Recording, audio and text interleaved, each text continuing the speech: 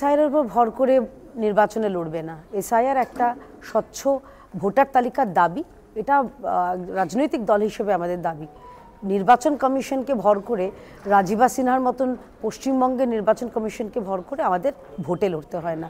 আমরা ভোটে লড়ব রাজ্যের মানুষকে পাশে নিয়ে এবং রাজ্যের মানুষের মধ্যে জমে থাকা তৃণমূলের বিরুদ্ধে পাহাড় প্রমাণ ক্ষোভ এবং বিক্ষোভ, সেটাকে সম্বল করে।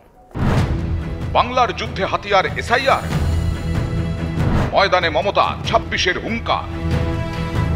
অনুপ্রবেশ অঙ্কে হিন্দু ভোট মিলবে কি? অঙ্গ কলিঙ্গের পর বঙ্গ চায় বিজেপি। ডেডলাইনের চাপ, প্রশিক্ষণের অভাব।